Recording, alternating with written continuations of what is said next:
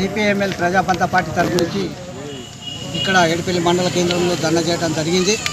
ఇది రాష్ట్ర కమిటీలో పిలుపులో భాగంగా రాష్ట్ర వ్యాప్తంగా 20 తారీఖు నాడు 20 నుంచి 24 తారీఖు దాకా అన్ని మండల కేంద్రాలలో జిల్లా కలెక్టర్ ముందు ఆడియో ఆఫీసుల ముందు ధర్నా చేయాలని పిలుపునిచ్చింది.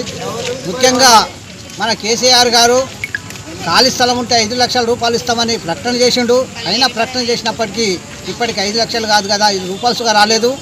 ఈ వర్షాలకు చాలామంది ఇండ్లు పాత ఇండ్లని కూలిపోవడం జరిగింది.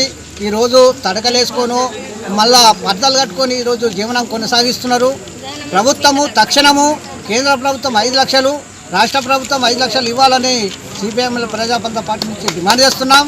అట్లాగే ఖాళీ స్థలం లేక ఈరోజు కిరాయి ఇళ్లలో ఉంటున్నారు చాలామంది.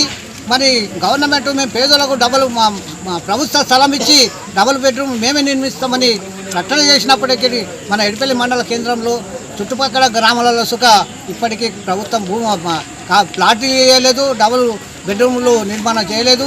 అవి తక్షణము సర్వే చేసి ఏ గ్రామాలలో పేదోళ్ళు ఉన్నారు, వాళ్ళు కిరాయి ఇళ్లలో ఉంటున్నారు, వాళ్ళకు ప్రభుత్వమే స్థలం ఇచ్చి డబుల్ బెడ్రూము ప్రభుత్వమే నిర్మించేయాలనేది కోరుతున్నాం. అట్లాగే రేషన్ కార్డు ఈరోజు పిల్లలు పెరిగి పెళ్ళిళ్ళైన తర్వాత రేషన్ కార్డులు లేవు. ఆ రేషన్ కార్డుల కొన్ని పేర్లు తొలగించిన వాళ్ళకు ఇప్పటికి బియ్యం వస్తలేవు. కాబట్టి తక్షణము కొత్త రేషన్ కార్డులు ప్రభుత్వం ఏర్పాటు చేసి ఏదైతే పేదోళ్ళు ఉన్నారో పేదోళ్ళందరికీ ప్రభుత్వ సంక్షేమ పథకాలు కానీ ఇచ్చే బియ్యం కానీ ఇవన్నీ వస్తాయని మేము ప్రభుత్వాన్ని కోరుతున్నాం. లేని పక్షంలో పెద్ద ఎత్తున ఆందోళన చేస్తాను తెలియజేస్తున్నాం.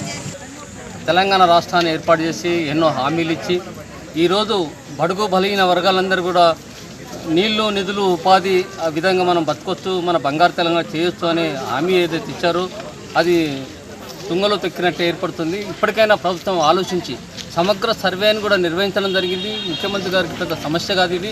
ఆ రోజు సమగ్ర సర్వే ద్వారా ఒక కుటుంబం చరిత్ర మొత్తం ఆయన చేతిలో ఉంది. ఇప్పుడు ఆయన చేతిలో ఉన్న దాన్ని బట్టి కులంకషంగా ఆలోచించి చేసి పరిష్కరిస్తే ఈ బడుగు బలహీన వర్గాలకు ఇబ్బందులు